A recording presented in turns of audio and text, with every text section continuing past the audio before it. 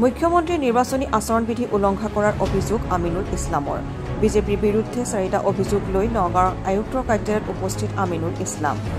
আয়ুক্তক দাখিল কৰে 4 অভিযোগ সন্নিৱিষ্ট অভিযোগনামা। অভিযোগ 1, আমিনুলক পৰাস্ত কৰিবলৈ বিজেপিয়ে ভুৱা অৰুণোদয় প্ৰপত্ৰ বিতৰণ কৰিছে।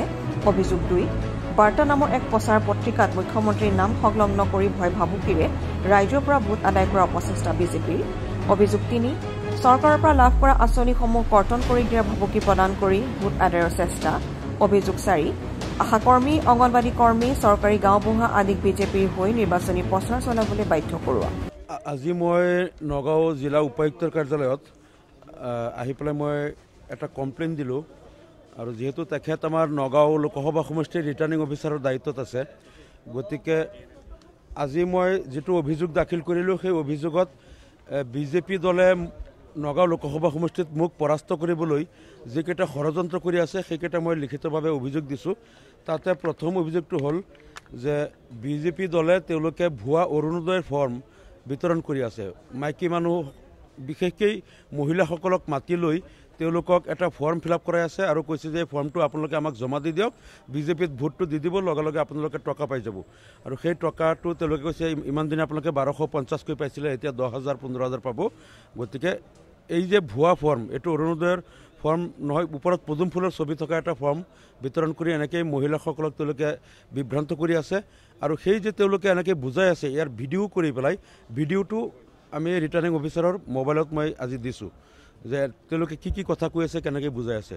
আৰু ইতিমধ্যে উপায়ুক্ত মহোদয়ে কৈছে যে মই ভিডিঅ'টো পাইছোঁ আৰু আমি তদন্ত কৰিবলৈ দিছোঁ। এইটো আমি তদন্ত কৰি যিসকলে এনেকৈ মানে ভোট কিনাৰ স্বাৰ্থত মহিলাসকলক বিভ্ৰান্ত কৰি ভুৱা অৰুণোদয় ফৰ্ম বিতৰণ কৰিছে, আমি একশ্যন ল'ম বুলি ডিচিয়ে কৈছে।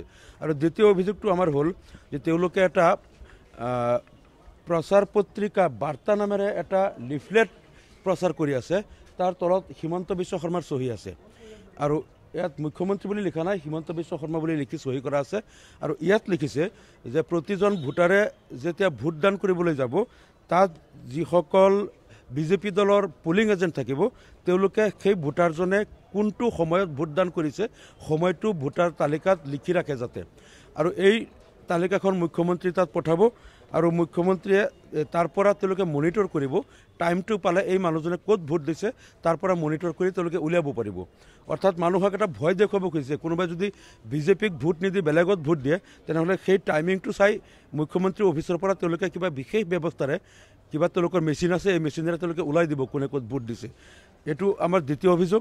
আৰু তৃতীয় অভিযোগটো হ'ল যে তেওঁলোকে যিসকলে PMAY-G বা IAY ঘৰ পাইছিল চৰকাৰী, বা যিসকলে অৰুণোদয় আঁচনি পাইছিল, বা যিসকলে PM কিষাণ বা ৰেচন কাৰ্ড পাইছিল, তেওঁলোকক ভাবুকি দি আছে যদি তেওঁলোকে বিজেপিক ভোট নিদিয়ে তেনেহ'লে তেওঁলোকৰ ঘৰ ভাঙি দিয়া হ'ব, ৰেচন কাৰ্ড কাটি দিয়া হ'ব, অৰুণোদয় আঁচনিৰ ফৰ্ম তেওঁলোকৰ অৰুণোদয় আঁচনি কাটি দিয়া হ'ব, লগতে তেওঁলোকৰ আৰু যদি কিবা চৰকাৰী সুবিধা পাইছিল সকলোবিলাক কৰ্তন কৰা হ'ব। গতিকে বিজেপিক ভোট দিব লাগিব, এইটো তেওঁলোকে এটা ভয় দেখুৱাই আছে।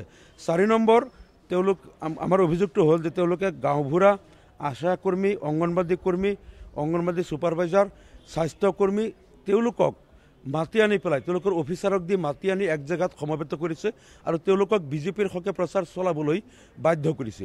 চৰকাৰী মেচিনাৰীক বা চৰকাৰী কৰ্মচাৰীসকলক যে আমাৰ চৰকাৰ, তোমালোক চৰকাৰী কৰ্মচাৰী, গতিকে আমাৰ সেই কাম কৰা। সেই আশাকৰ্মী, অংগনবাদী কৰ্মী, স্বাস্থ্যকৰ্মী তেওঁলোকক দি মানুহক মতাই তেওঁলোকক ভোটাৰ কেনভাছ কৰাই আছে। এইটো এটা মডেল কোড অফ কণ্ডাক্টৰ ভায়োলেশ্যন। এইটো আমাৰ 4 নম্বৰ কমপ্লেইন। আৰু 5 নম্বৰ আমাৰ কমপ্লেইনটো হ'ল যে তেওঁলোকে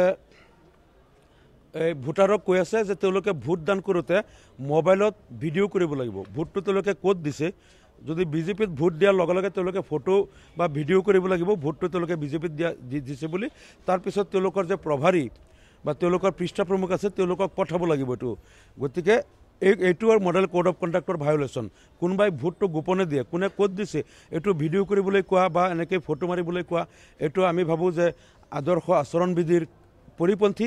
গতিকে এই 5টা কাম বিজেপিয়ে কৰি আছে নগাঁও লোকসভা সমষ্টিত, যিখিনি model code of conduct violate কৰি তেওঁলোকে কৰি আছে। গতিকে আজি ৰিটাৰ্ণিং অফিচাৰক মই আনুষ্ঠানিকভাৱে কমপ্লেইন দিলোঁ আৰু যিটো বাৰ্তা তেওঁলোকে ইতিমধ্যে প্ৰচাৰ কৰি আছে সেইটোৰ কপিও দিছোঁ।